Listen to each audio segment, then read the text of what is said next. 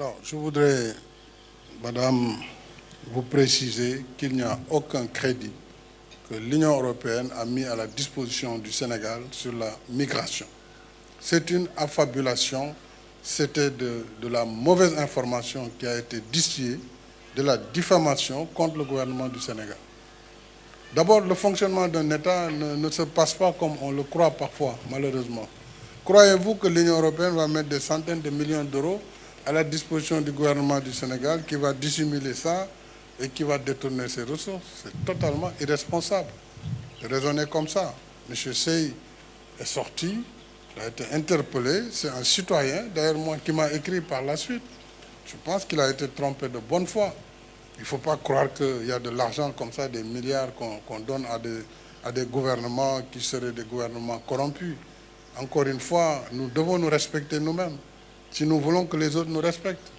On ne peut pas tenir ce type de discours devant une république et devant un gouvernement. Donc ça n'existe pas. Ça n'existe pas et il faut qu'on arrête cette manière de parler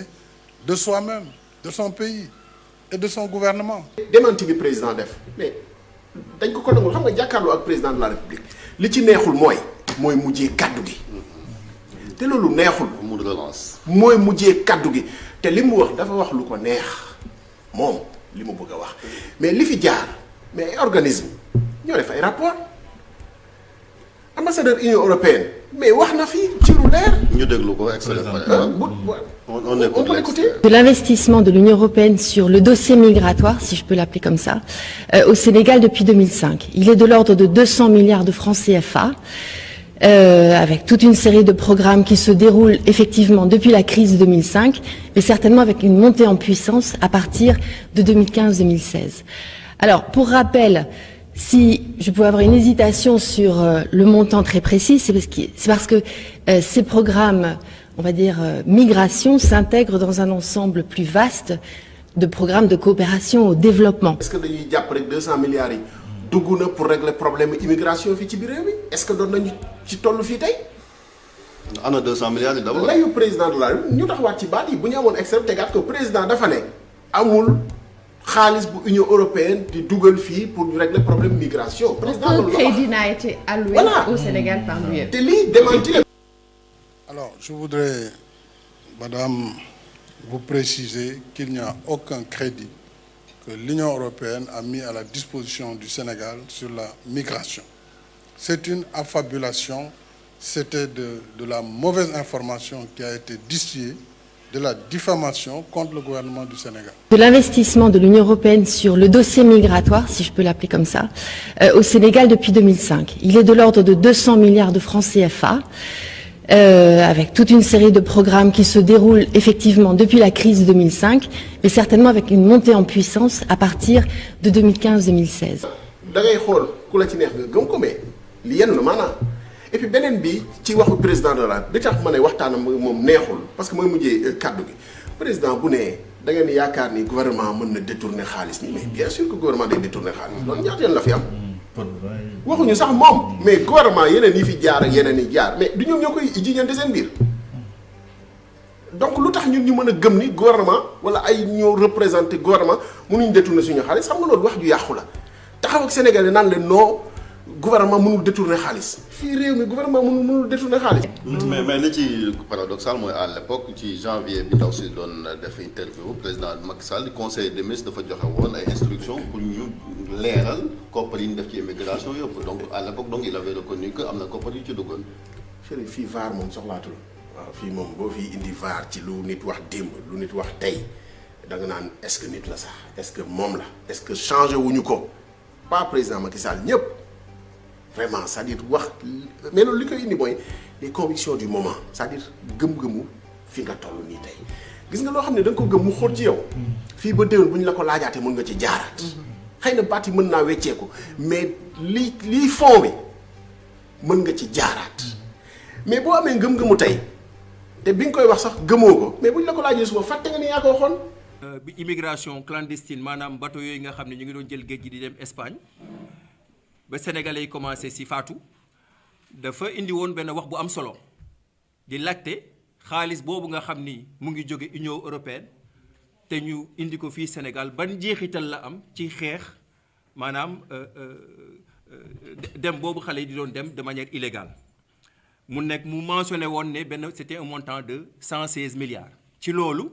nguur bi jëloon ko dugal ko denc ko ndaxte ñoom dañu ne woon loolu diffamation la te du dëgg moo tax société civile yëpp jógoon jàppale ko ba mu génn waaye barkaati démb dégg ngeen président de la république toog jàkkaarloo encore ak presse bi ci taxawaayu chef gouvernement espagnol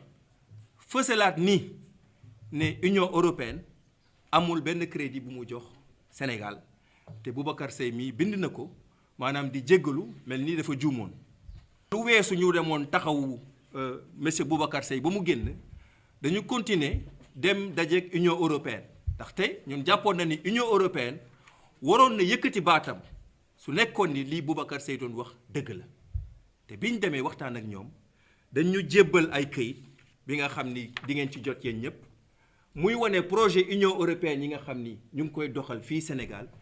te montant yi ci def mu méngoo ak montant bi nga xam ni monsieur Boubacar Seye joxoon na ko kon lii mooy preuve bi nga xam ni day wane ni Boubacar Seye waxoon dëgg la te lu président Macky Sall wax loolu méngoowul ak li nekk ci document yi kilifa la nag foofu la ñuy yem. Alors, je voudrais, Madame, vous préciser qu'il n'y a aucun crédit que l'Union européenne a mis à la disposition du Sénégal sur la migration. C'est une affabulation, c'était de la mauvaise information qui a été distillée, de la diffamation contre le gouvernement du Sénégal. Est-ce que ça pose pas un problème de dignité d'honneur tey ñu taxaw àdduna yëpp duñu seetaan Union européenne ne jox naa leen ñu ne joxuñu. Jiixi jaaxa boobu et l'image de l'Afrique en tant que telle. C'est très bien que tu commences par les chemins de la dignité. Dignité mënul weesu yow sa gan ñëw nga koy layal yow mais gan gi bu ñibbee daf lay rey danaan kii dóor naa dem naa ba dëkkam moom ci boppam moo doon weranteeg ay nitam c'est-à-dire au lieu que discussion bi waroon a nekk d'égal à égal avec le premier ministre espagnol accord yi bu ñu koy def it mu tegu ci lu leer ñu xam lan la mais non règlement de compte la woon entre ñun te loolu. te su ma juumul c'est une question de Ana Rocha posée directement au premier ministre espagnol ci seede Modou Fall bu mu def. Premier espagnol a posé la question d'ailleurs c'est très important la question a été posée au premier ministre espagnol et c'est le président Macky Sall qui prend la parole pour répondre parce que xëy na premier ministre espagnol bi moom sañul woon a toog ne dugaluñu fi xaalis parce que moom day rendre compte dëkkam